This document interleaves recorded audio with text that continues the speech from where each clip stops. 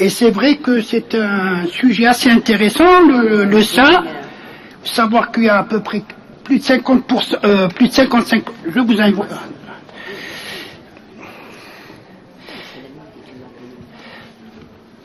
Il faut savoir qu'il y a plus de 55% de la population féminine, et cette population féminine est importante, ils ont toutes des seins.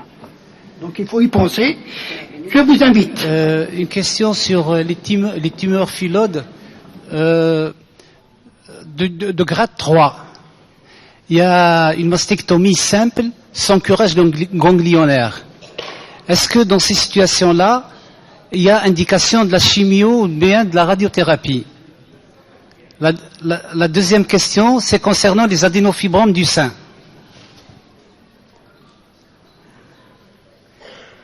La première question, c'est les tumeurs phyllodes grade 3. La deuxième question, c'est les adénofibromes du sein. Actuellement, on a tendance à ne pas les opérer de façon systématique, même si la taille dépasse 3 cm. Il y a ce qu'on appelle l'échothérapie. L'échothérapie, c'est une thérapeutique par ultrasons US, mais ce n'est pas des ultrasons de l'échographie diagnostique. C'est des ultrasons d'échographie thérapeutique. Donc, elles ont pour but, bien sûr, d'éviter les lésions, les cicatrices du sein préopératoire de l'adénofibrome. Elles ont tendance à essayer de dissoudre l'adénofibrome de façon progressive jusqu'à disparition complète. Qu'est-ce que vous en pensez? Merci.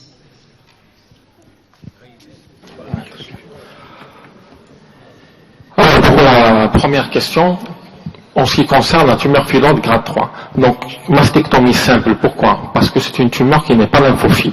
Ça ne sert à rien d'aller faire un curage axillaire avec toutes les complications du curage axillaire pour une tumeur qui n'est pas lymphophile. Dans ce cas, on ne propose pas ni de chimio ni de radiothérapie. C'est chimio résistant et radiorésistant.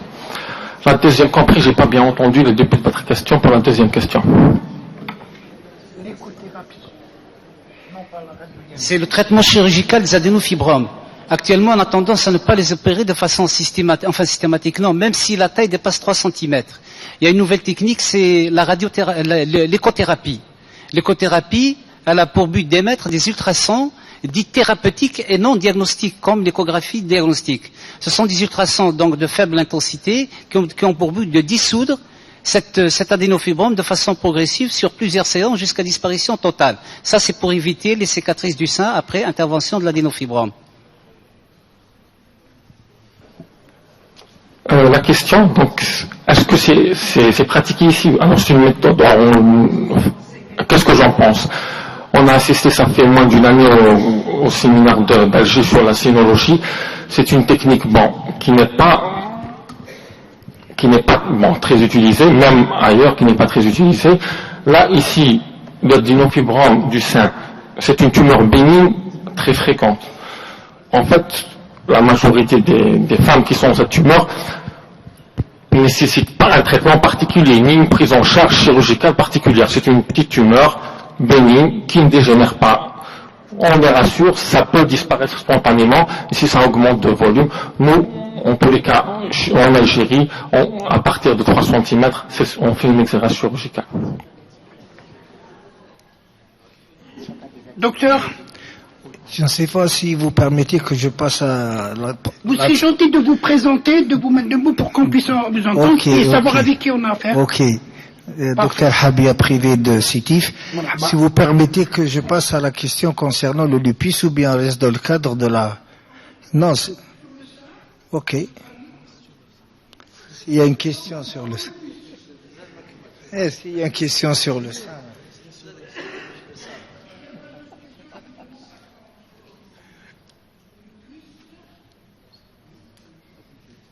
Adjugé. Pardon, toujours le sein, il prend la parole. Le sein.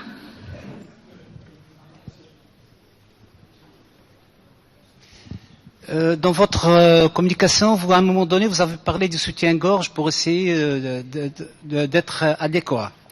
Il y a eu une polémique ces dernières années où on accusait le port du soutien-gorge, bien sûr, comme étant une des causes du cancer du sein, d'une des causes du cancer du sein. Donc ça a effrayé un peu tout le monde, entre autres les femmes bien entendu. Il y a une très grande étude américaine qui a été portée sur 14 000 femmes, sur des études, des dossiers de façon rétrospective. Et ben ils ont démontré qu'il n'y a aucune relation entre cancer du sein et soutien-gorge. Donc ça, c'était juste pour rassurer les patients. Autre chose, dans le diagnostic des tumeurs du sein, il y a presque beaucoup de tumeurs de sein, que ce soit bénignes ou malignes, surtout malignes, qui passent inaperçues avec la mammographie actuelle. Actuellement, il y a d'autres types de mammographie, enfin la nôtre classique, il y a d'autres types de mammographie dites numérisées ou bien en 3D. Ce sont des mammographies qu'on utilise actuellement utilisées aux États-Unis, qui prend des images en 3D de façon tomographique sur le sein, elle les analyse et envoie en 3D. Ces techniques de mammographie récentes ont montré qu'il y a plus de 30% de cancer du sein non diagnostiqués avec la mammographie classique, mais diagnostiqués avec ce type de mammographie, dite numérisée en 3D. Merci. Si j'ai bien compris, on parle de tumeurs bénignes, les tumeurs bénignes du sein. C'est la pour le seuil. Deuxième, je pense que les techniques que vous évoquez, toutes les nouvelles techniques diagnostiques que vous évoquez, je pense que nous sommes là pour apporter un plus pour nos médecins généralistes, pour aller vers l'osmo, mais je laisse quand même... Pour le seuil de dépistage de la mammographie, parce que l'ANC c'est 0,5 cm, la clinique c'est 1 cm, pour la mammographie c'est 0,5 cm. Donc évidemment, on peut passer à côté de tumeurs.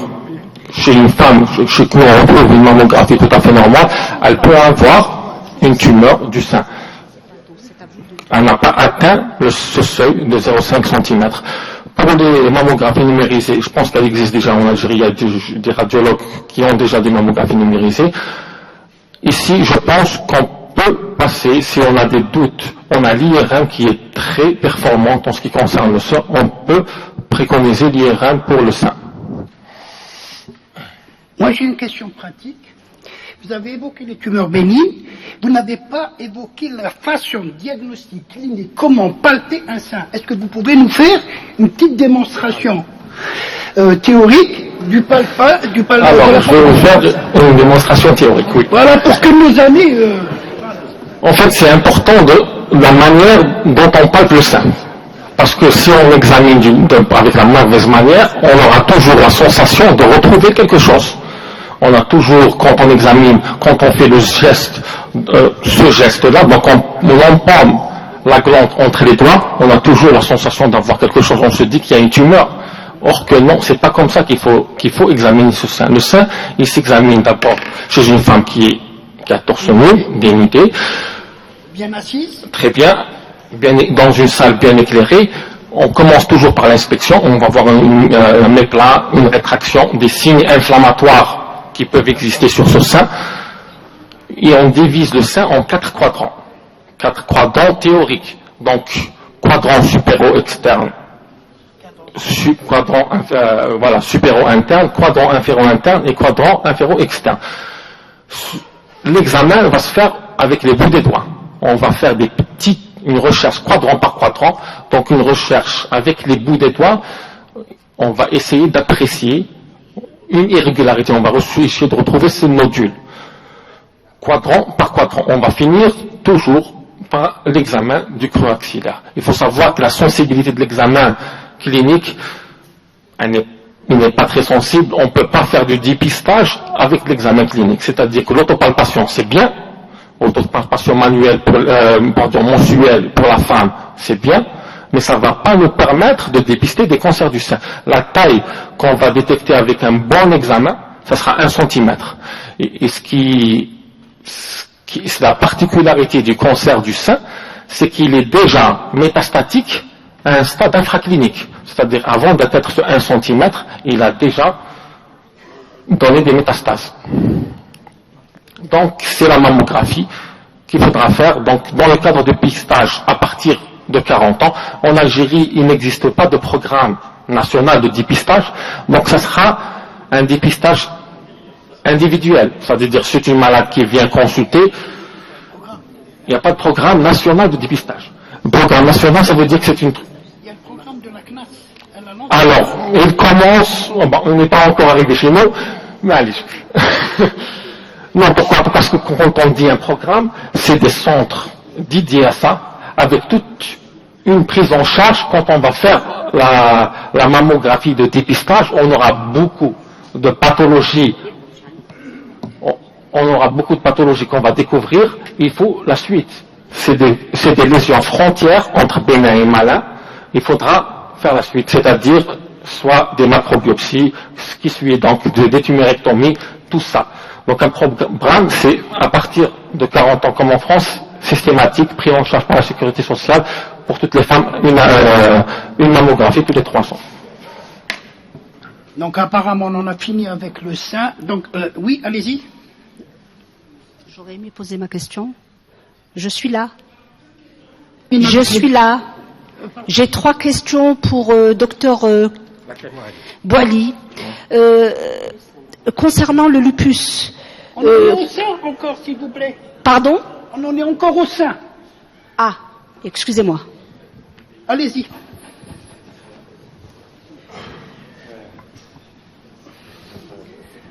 Et ça sera la dernière question sur le sein. Salam alaikum. Allez, Docteur Lakhtar Hamina de Msila. J'exerce dans le privé. J'aimerais bien qu'il nous parle un petit peu sur les tumeurs de sein chez l'homme. Un petit aperçu, parce que ça existe. Alors, le cancer, Merci. j'en prie, le cancer du sein chez l'homme, ça existe. Ça existe.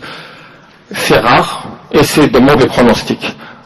Alors, à peu près la prise en charge de ce cancer du sein, elle se rapproche de la prise en charge chez la femme.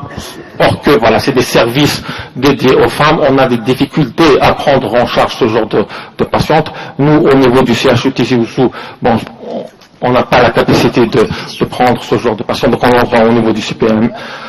C'est des patients qui doivent bénéficier, comme pour la femme, d'une mastectomie, d'un curage ganglionnaire axillaire homolatéral, radiothérapie, chimiothérapie. Voilà ce que je peux vous dire.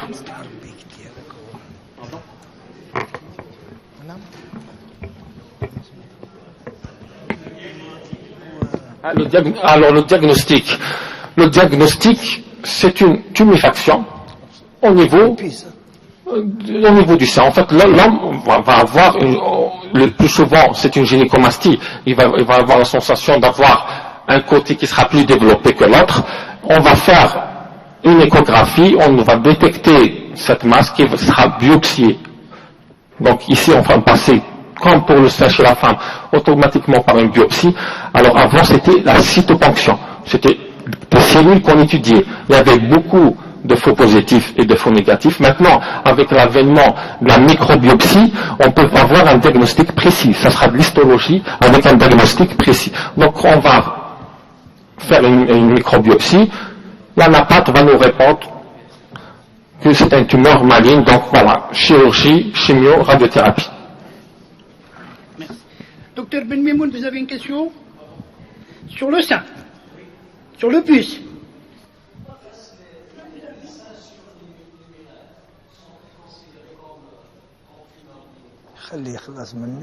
Alors, les seins surnuméraires sont des seins surnuméraires, c'est des seins en plus.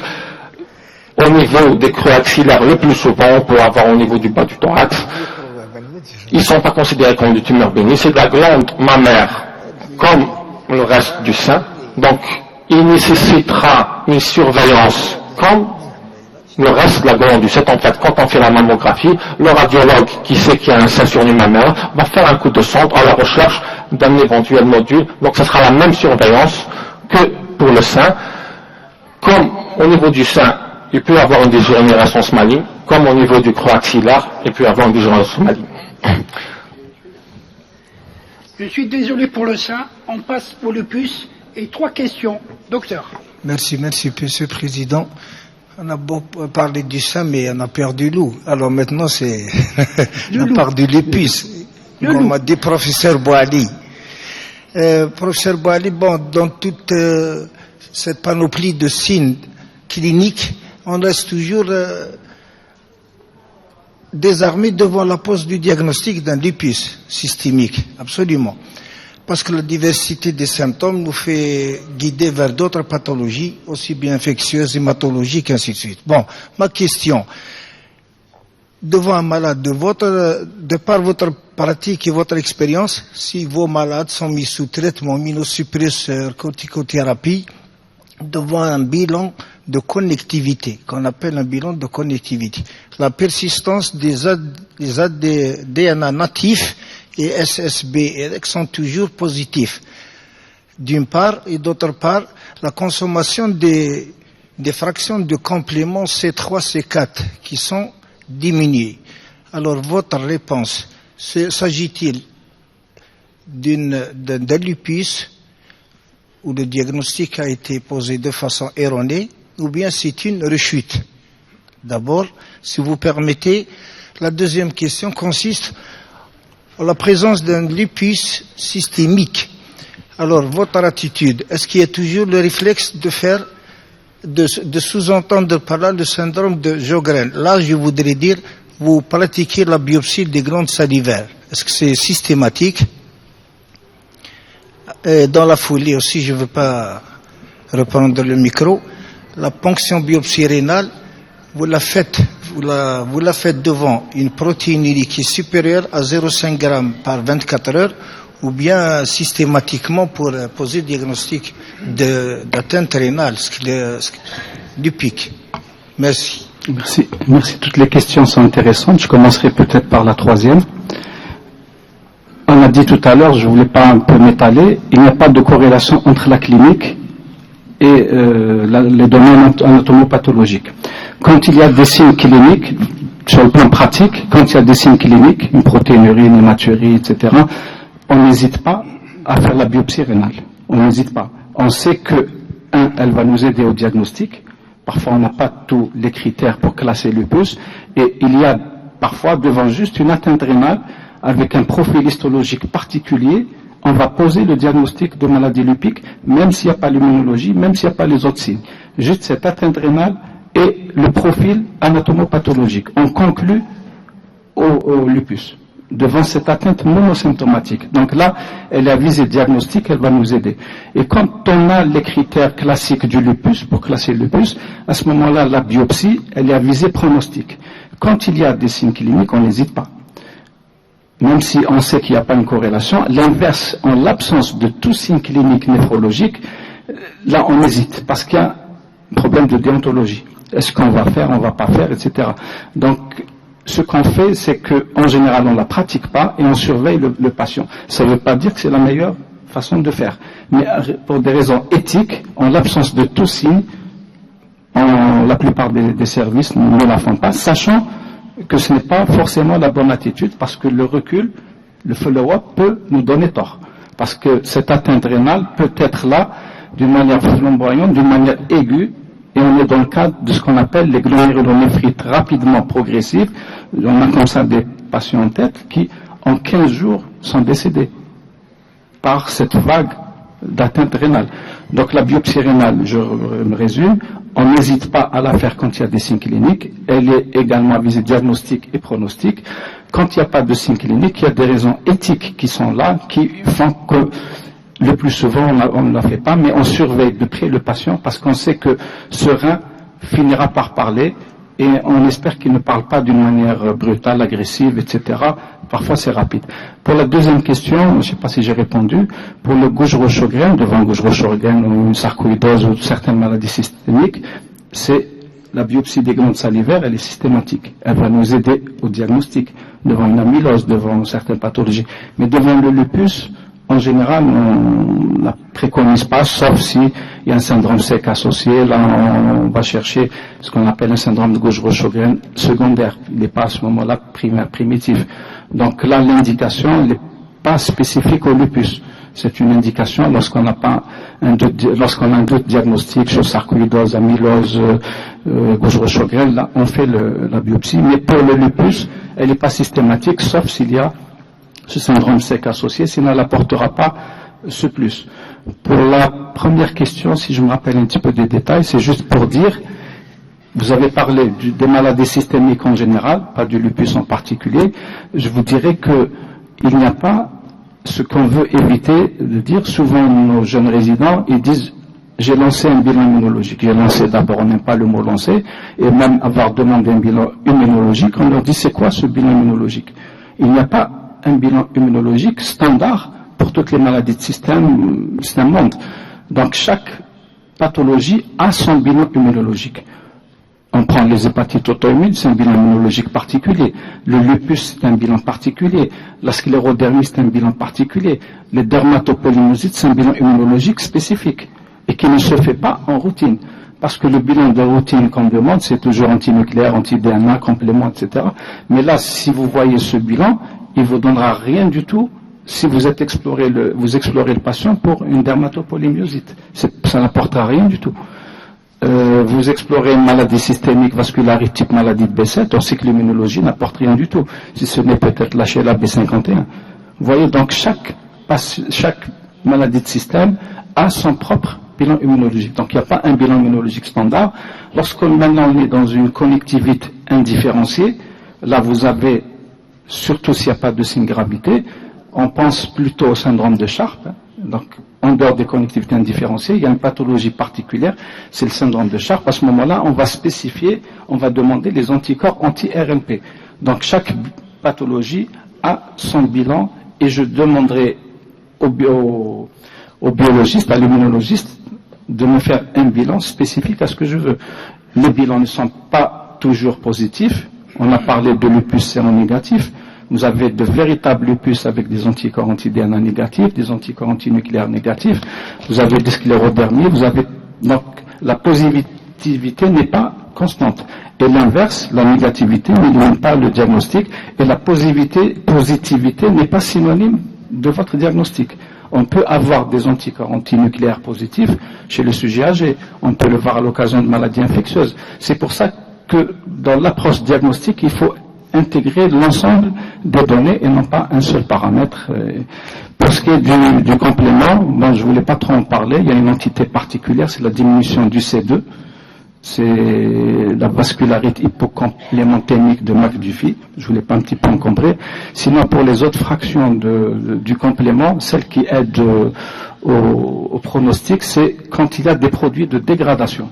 C'est plus ceux-là qui sont en faveur d'un mauvais pronostic plutôt qu'une diminution comme ça non spécifique. On va chercher plutôt les produits de dégradation. Voilà, grosso modo, je ne sais pas si j'ai répondu à vos questions. Docteur, en haut, madame. Ensuite, Ben Mimoun et on arrête apparemment parce que l'équipe dirigeante.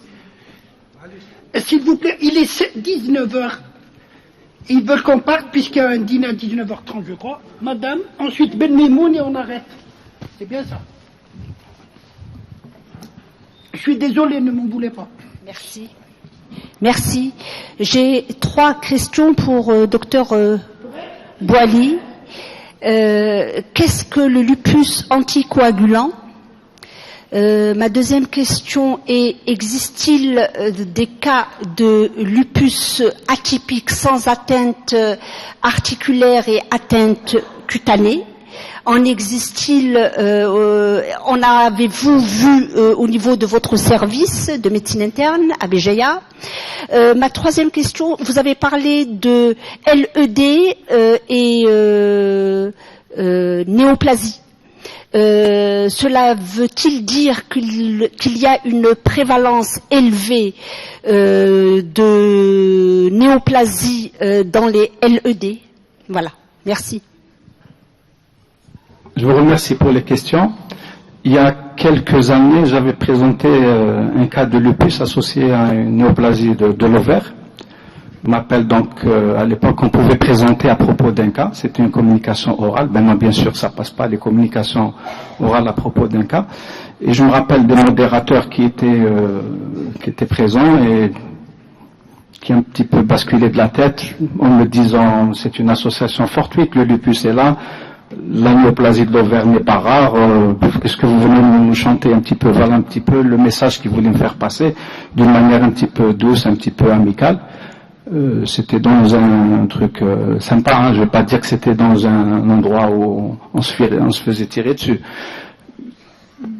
puis quand vous voyez la littérature depuis et qui est d'actualité, vous avez une prévalence qui est là, c'est discuté, c'est un débat de la littérature, c'est ce que j'ai dit. Vous avez des données contradictoires, il y a certains qui vous disent c'est élevé, même ils vous donnent une physiopathe par rapport aux perturbations immunitaires, il y a d'autres qui vous disent c'est pas aussi fréquent. La réalité c'est qu'on en voit, mais pas beaucoup. Le Gougerot-Sjogren, c'est sûr. Par contre, les autres maladies, le lupus, sclérodermie, récemment on a eu une sclérodermie avec un cancer du pancréas. Maintenant, est-ce que c'est fortuit? Est-ce qu'il y a un lien pathogénique? On sait qu'il peut y avoir un lien pathogénique. Donc c'est des études futures qui vont nous dire est-ce que la prévalence est réellement élevée, mais ce qu'il faut retenir, c'est un débat de la littérature. Deuxième question, en dehors de la première qui était compliquée. Je m'excuse. Vous parlez du Gougerot-Sjogren primaire ou secondaire? Quand il est associé à un PR, un lupus, on est dans le secondaire. D'accord, mais vous parlez, vous avez dit sauf si il y a un Gougerot-Sjogren. Non, je veux dire, non, c'est pas ce que vous voulez dire. Le Gougerot-Sjogren, c'est plus établi, on est presque dans la certitude que c'est associé. Le lupus, c'est un débat de la littérature. Le lupus sans Gougerot-Sjogren, il existe. J'aurais dû vous ramener quelques photos. On avait des cas de néoplasie au cours des maladies de système en général, et lupus en particulier. Enfin, ma série personnelle, c'était de 10 ou 11 cas quand j'étais à Alger. C'était entre sclérodermie et lupus et toutes les néoplasies qui étaient hors Gougerot-Sjogren, qui est une situation plus classique, c'est ce que je veux dire. Deuxième question, on peut voir, oui, c'est classique, je viens de le dire et de le répéter, parmi les formes non classiques qui nous posent un problème diagnostique, c'est justement lorsqu'il n'y a pas ces signes cutanés, lorsqu'il n'y a pas ces signes articulaires. Je vous ai dit qu'il peut s'agir uniquement d'une atteinte rénale. Atteinte rénale, biopsie rénale, très évocatrice, on peut poser le diagnostic de lupus, même si l'immunologie est négative. L'atteinte rénale cutanée n'est pas constante, l'atteinte articulaire n'est pas constante, même si elles sont fréquentes. Première question, tout ce qui est lupus anticoagulant, on est dans le syndrome des antiphospholipides. C'est très long à expliquer, c'est juste pour dire que parmi les techniques pour diagnostiquer le syndrome des antiphospholipides, au départ, on cherchait ce lupus anticoagulant par des techniques d'hémostase. Et il y avait le TCA qui était allongé, qui était un signe indicateur qui nous poussait à explorer. Actuellement, on cherche plutôt les anticorps antiphospholipides, ou ce qu'on appelle d'une manière plus spécifique les anticorps anti-bêta 2GP1. C'est eux qui sont spécifiques, qui nous aident à poser le diagnostic du syndrome des antiphospholipides. Mais en tout cas, cette pathologie, ça s'appelle lupus anticoagulant, mais un jour on parlera de ça, ça donne plutôt des thromboses, pas un syndrome hémorragique. Donc voilà le paradoxe. Oui, d'accord. Merci. Je sais que je n'ai pas répondu à la première, ça mérite un cours à part.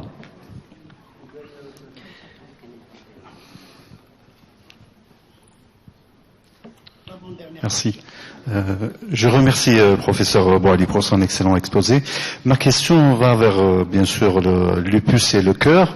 Et là vous avez parlé de péricardite, beaucoup plus c'est j'allais dire la forme la plus typique du lupus, mais vous n'avez peut-être pas cité les autres atteintes. Je parle là du myocarde et de l'endocarde et en particulier la valvulopathie, qui est souvent asymptomatique. Est-ce que dans votre pratique quotidienne, vous faites une exploration systématique un petit peu de ces valves? Merci. Je remercie Dr Benimour pour la question. Bien sûr que cœur et lupus, c'est un monde. Là, je voulais pas juste m'étaler sur... j'avais cité manifestation cardiovasculaire. J'ai même pas cité la péricardite, si ce n'est dans le cadre des polycérites. Je voulais pas un peu trop m'étaler, mais effectivement, il n'y a pas que la péricardite est fréquente, elle aide au diagnostic lorsqu'elle est là. Ce qu'on a vu, c'était en dehors de la péricardite, il y a des coronaropathies. Lorsqu'il y a des coronaropathies, on va chercher le syndrome des antiphospholipides. L'endocarde, avec en particulier l'endocardite de Liebman-Sachs, la valvulopathie qui est là, c'est plus dans le cadre du lupus avec syndrome des antiphospholipides. Et puis, donc, ce qu'on a vu également et qui était un petit peu révélateur d'une manière donc atypique de lupus, c'est on a eu des cas d'insuffisance cardiaque, des myocardiopathies révélatrices de lupus. Donc là, au départ, justement, on n'évoque pas le lupus devant une insuffisance cardiaque. C'est pas le mode de révélation classique. Donc là, j'ai pas trop détaillé cet aspect à cause du timing, mais je voulais plus un aperçu. Donc je résume ce que j'ai dit et ce que vous avez dit bien sûr, c'est que l'atteinte cardiaque au cours du lupus, elle est fréquente. Elle ne se résume pas à la péricardite. Tout peut être touché, que ce soit les coronaires, le myocarde, l'endocarde, etc. Voilà. Il faut, bien sûr, qu'on fait une recherche systématique, même si on ne trouve pas réellement beaucoup d'atteintes de ce type. Peut-être l'exploration est insuffisante. Elle ne devrait pas se résumer à l'échographie ou à l'ECG. Allez, dernière question à notre ami invité. Bonjour, c'est Dr Tarmoul de l'association Amjay de Tizi Ouzou. J'ai juste une question. Quelle doit être l'attitude du médecin généraliste, je précise bien médecin généraliste, face à un patient suspect de maladie lupique, de lupus? Oui, merci. La question est simple, elle résume. Je pense que d'abord il faut connaître cette pathologie. Donc je remercie les organisateurs d'avoir intégré ces maladies de système dans le cadre de ces formations, de ces journées, de ces congrès. Il n'y a pas que l'HTA, il n'y a pas que le diabète, il n'y a pas que la dyslipidémie, il n'y a pas que je ne sais pas trop quelle autre affection. Donc certainement à travers ces débats, ces échanges, chacun d'entre nous apprend sur l'autre. Et puis donc vous avez vu un listing des signes, et je pense que devant l'association de 2-3 signes, vous devez évoquer une maladie de système, sachant qu'il y a d'autres diagnostics. Donc je pense que le rôle du généraliste au départ, c'est de faire l'approche du diagnostic lui-même, de penser, de faire cette démarche et de ne pas envoyer juste comme ça le patient à un spécialiste sans avoir fait cette démarche dans le cadre de expliquer les symptômes que présente le patient. Voilà la première démarche. Et à ce moment-là, il va aider également le spécialiste, parce que le médecin généraliste, c'est le médecin de famille, c'est le médecin confident, j'allais dire, du patient. Donc il va être important dans le suivi du patient, dans le suivi du traitement par corticothérapie, surveiller la tension artérielle, la glycémie, etc. Surveiller le traitement immunosuppresseur, avec le risque infectieux, le risque de cytopénie. Un patient habite loin par rapport à un centre de référence, c'est le médecin généraliste qui va manager, c'est lui qui va orienter le patient en cas d'urgence, d'extrême urgence, mais entre-temps, il a fait le dépistage des complications, il a fait je pense qu'il a un rôle important. Chaque fois qu'il y a des maladies qui se situent dans un carrefour comme ça, je pense que le rôle du médecin généraliste est primordial, c'est la pierre angulaire. Un patient ne peut pas être suivi à Béjaïa exclusivement alors qu'il habite à 100 km, ou bien il ne peut pas partir à Alger toutes les semaines, etc. Donc le rôle du médecin généraliste est capital. Merci. Nous avons été nous-mêmes patients aujourd'hui, puisqu'il est assez tard. Et là, je me permets de vous remercier tous pour votre patience, de me remercier les deux communicants. Et je récite au docteur Hadjoud pour clôturer la séance d'aujourd'hui. Merci. Merci docteur Aoudia, un grand merci surtout aux communicants, aux conférenciers. On a été ravis de les avoir. Je remercie aussi l'assistance qui est restée jusqu'à une heure tardive. Je vous invite au dîner gala au Hamadit. Donc tout le monde est invité, marhaba bikoum. Même les techniciens, je les invite, il ne faut pas qu'ils se sentent là que pour travailler. Demain bien, donc les Hamadit c'est à partir de, j'allais dire 19h30, mais déjà il est 19h30. Donc ce sera à partir de 20h. Donc vous êtes tous cordialement invités. Demain, la reprise c'est à 8h, 8h30 maximum. On commencera tôt, comme ça on finira tôt. En fin de journée, il y aura un quiz où il y aura le premier prix, ce sera un ECG.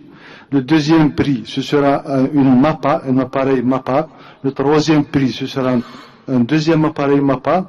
Le quatrième prix, c'est la gestion du cabinet médical. C'est un logiciel informatique pour gérer un cabinet médical. Il est très intéressant, donc il sera offert au quatrième,